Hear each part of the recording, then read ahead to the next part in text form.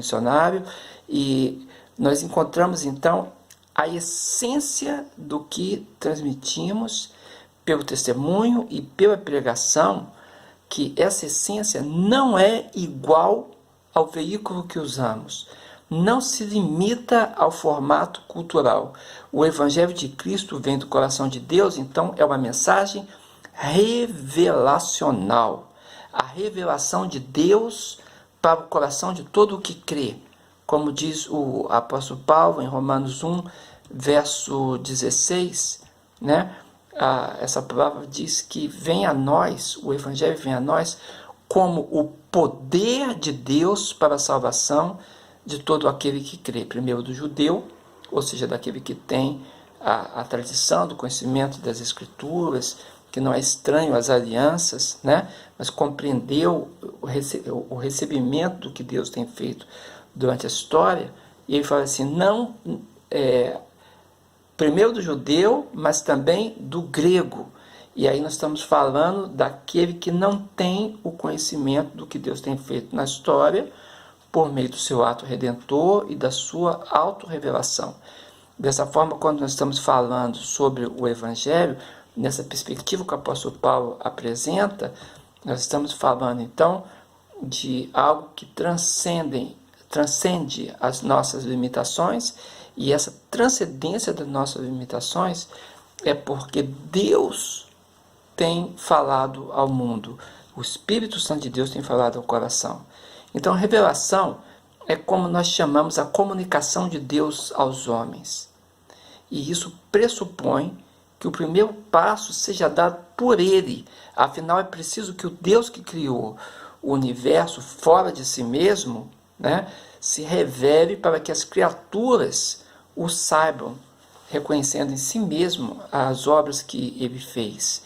Então, a revelação de Deus, o jeito de Deus falar conosco, né, o jeito da mensagem dele chegar ao nosso coração, é um propósito eterno de Deus para que aquilo que Ele planejou, aquilo que Ele decretou e aquilo que é dele possa ser realidade em nós. Porque a obra de Deus não é uma coisa que está na mente dele apenas, é algo que acontece na história. Então nós dizemos que Deus irrompeu a história, né? Ele entrou na história, e ele entrando na nossa história, na história que nós discernimos a obra dele, que é uma obra linear, ou seja, com princípio, com meio e com fim. Deus entrando nessa história, ele nos faz reconhecer o que ele fez. E essa é a essência da revelação. É uma essência celeste. Eu escrevi um livro chamado Teologia da Complexidade. E quando eu estou falando sobre a complexidade, e aqui nós entramos um pouco nela nesse início dessa palavra, nós percebemos que a essência da revelação é direcionada ao humano, ela tem um formato humano, um formato compreensível, no sentido da categoria intelectiva. Mas observa vocês, o que é complexo nisso? É complexo que as coisas não nasceram em nós e não se completam em nós. Não é uma questão social, não é uma questão antropológica apenas, mas é a expressão da revelação que se dá em meio à cultura.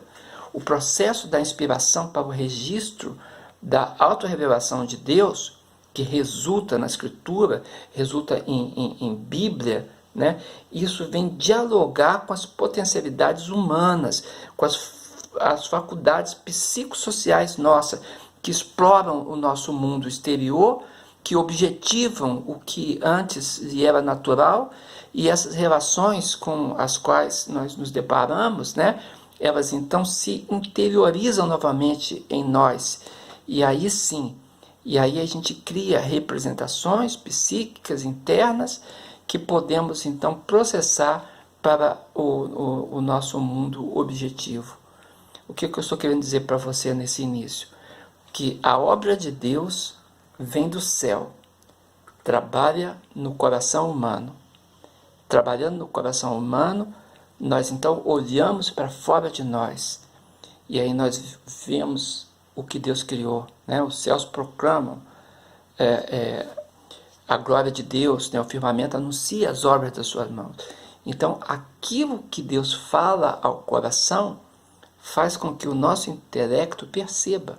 E nós percebemos na natureza, percebemos nas interações, percebemos no próprio fenômeno humano, e aí nós então nos voltamos para nós mesmos e perguntamos o que é isso que está acontecendo, né? Então, essa pergunta é o momento que o coração, existencialmente, querendo Deus, consegue enxergar aquilo que o Senhor tem feito a nós. Então, Deus, ele tem, na verdade, um jeito de falar. Ele é eterno.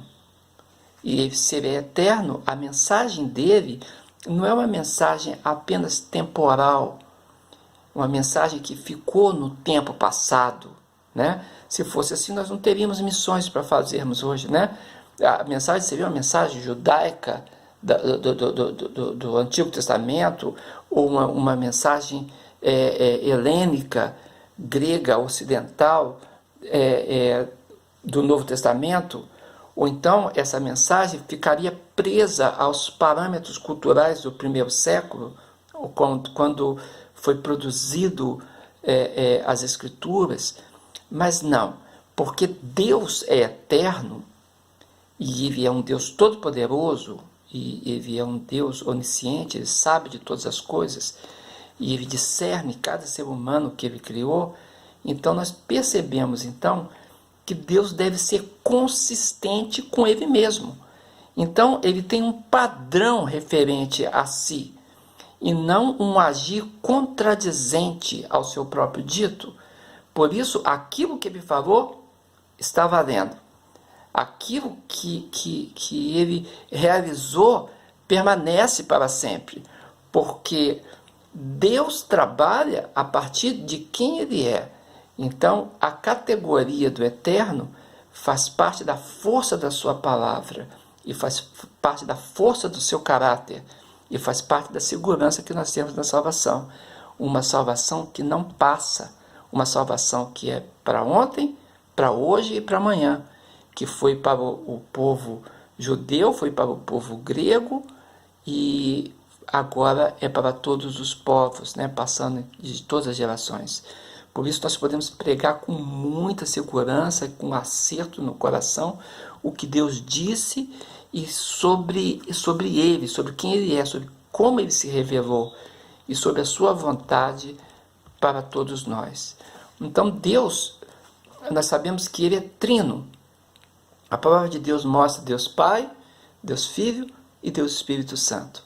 Então Deus nunca esteve sozinho, né? Porque o jeito de Deus ser, né, o aspecto da essência de Deus é ser trino, é ser Pai, ser Filho e ser Espírito Santo. Então não é uma mente solitária no universo que criou o homem apenas para sair da solidão. Não. Deus, ele é um ser relacional. Ele não é solitário, ele é solidário. E na solidariedade que ele tem em si mesmo, ele então comunica do que tem. Ele tem amor para comunicar. E se Deus fosse apenas um ser solitário, ele não poderia dar o que ele não tinha. Então nós não teríamos um universo com amor, não teríamos um universo com relacionamento. As criaturas, elas ficariam perdidas, sem parâmetro, né? Sem referencial. Mas o nosso referencial é referencial em Deus. Então, onde quer que o Evangelho seja apresentado, ele não deve ser diminuído como um valor da cultura. Ele é supracultural. Já houve erros históricos de o Evangelho ser trazido num empreendimento colonizador. Muito triste esse passado que aconteceu algumas vezes, mas é um passado já vencido, né? Esse etnocentrismo, né? A etnia, o povo, a cultura local, acreditando-se ser o centro, e menosprezando outras culturas, é um passado tenebroso e vencido, né? Hoje nós aprendemos as lições da história, nós estamos bem conscientes da tarefa que temos diante de nós, e isso não se inicia hoje com uma evangelização pela estrutura, não. Nós iniciamos pelas pessoas, pelo relacionamento, pela intencionalidade do diálogo, do testemunho. E isso se dá em grande importância, porque nós temos também a consolidação das conversões numa igreja autóctone, não numa igreja estrangeira, com a liderança estrangeira, mas nós aprendemos da história e temos feito dessa forma, e isso é fazer missões, né?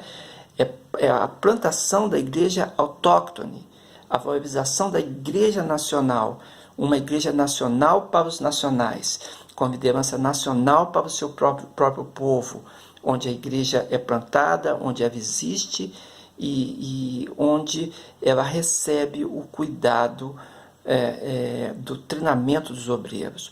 O trabalho que acontece do missionário como a gente faz na MIDE, né? Por exemplo, a MIDE é a nossa associação missionária para a difusão do Evangelho, de onde nós somos missionários, né? A MIDE trabalha com povos não alcançados. O que são povos não alcançados? É o povo com menos de 2% de cristianismo. Alguns lugares até com 0%, nada, né? E a gente trabalha com povos assim, esse é o nosso chamado, é a nossa vocação. E o nosso trabalho, então, é levar a mensagem do Evangelho, valorizar a cultura local, dialogar com essa cultura, permitir que os nacionais, que os autóctones, que as pessoas da cultura que recebem o Evangelho tenham a possibilidade e a nobreza e a dignidade de interpretar o Evangelho segundo a sua própria cultura, para que as formas e os padrões da expressão sejam culturais seus. Então, nós não levamos um Deus estrangeiro aos povos variados que já têm a sua própria religião. Não é isso que nós fazemos. O conteúdo da evangelização é a proclamação e o anúncio do Deus Criador, daquele que tem direito universal sobre toda a terra e sobre todos nós, né? A palavra de Deus diz: do Senhor é a terra, a sua plenitude, o mundo e aqueles que nele habitam. É o Salmo